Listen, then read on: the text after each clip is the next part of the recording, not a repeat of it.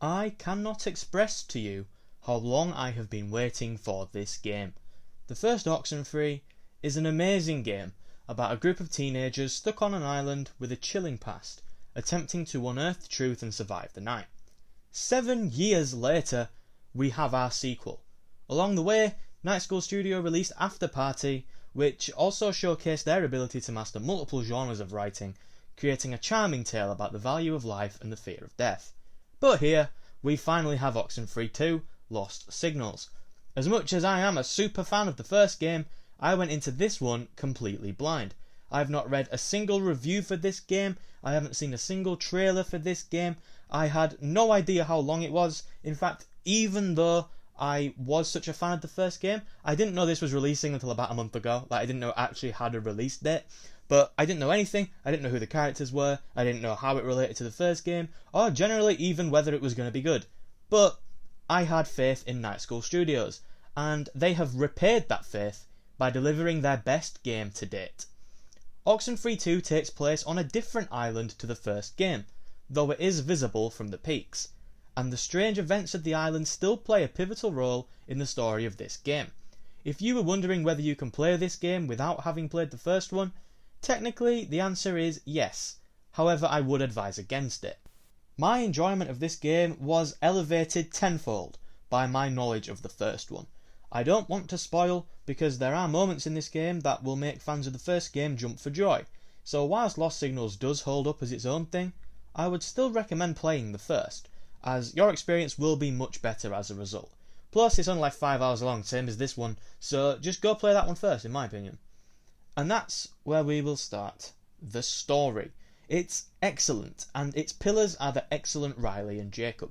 You play as Riley, who has returned to the island for a reset, and are accompanied by Jacob, a lifelong resident of the area and former schoolmate of Riley.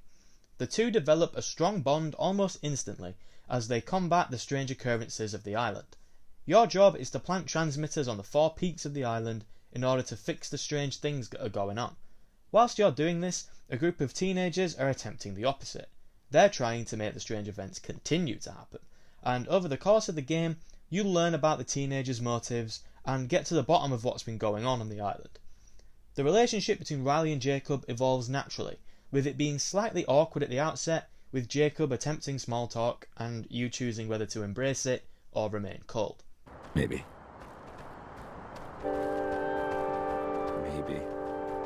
A wonderful word. Yeah, how it lets you off the hook of responsibility in such a gentle way. Riley and Jacob grow to share their feelings with one another, their hopes, their fears, their regrets. It's a very personal tale of 2 characters trapped in time, in more ways than one.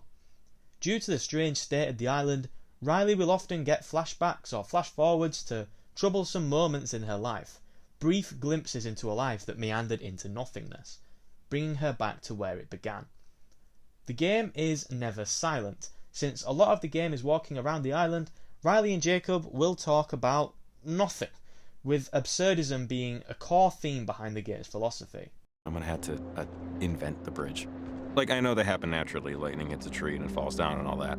But at least once, at one point, there was some guy looking at a river going, "Hey, wait a second, we can just go over it." But both of these characters are excellent, and they had to be for a game such as this one. The gameplay of Oxenfree is incredibly simple. The entire thing is mostly walking and completing cookie-cutter puzzles with your radio. The relationships between characters and plot revelations usually occur in conversation, whilst walking between story locations. You don't really put the controller down and just watch. The story progresses through the gameplay. And of course, there are decisions to be made and multiple endings. It's not so much like a Telltale game, where you're constantly being given decisions to make. It's more how the relationships you develop over the game have consequences later down the road. Just simple things such as, will a character help you later on if you're nice to them earlier, something like that. You do, however, have a choice to make at the end of the game, which helps in determining which ending you will get. The presentation is also a high point. The game is visually excellent. There's something about this art style that just speaks to me. The characters' exaggerated animation makes them feel more real and relatable. The way the trees dance in the wind makes the island feel alive, and the music consistently sets the correct tone.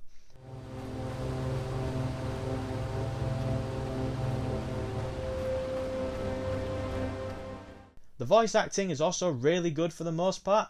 I thoroughly enjoyed it. I think everyone in the game did a great performance, so kudos to them. Oxenfree is a very creepy game where unsettling events occur, but it's not a scary game. I was jump scared 2 or 3 times, but that's mostly because I'm very prone to jump scare reactions. The game focuses more on atmosphere. It makes you feel uneasy, but it's not like you're ever in any real danger of needing to be chased or needing to fight something, that sort of thing. You're mostly safe in that regard. If you were worried about that sort of thing, then you'll be fine.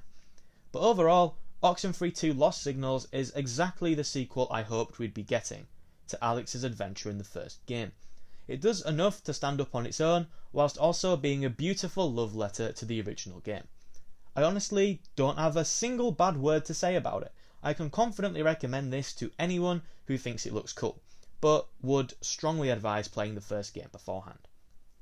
Thank you for making it to the end of the video. I hope that you did enjoy it. If you did, then please consider leaving a like, as that would greatly help me out. And if you want to see more videos like this one, then please consider subscribing, because I upload every single week.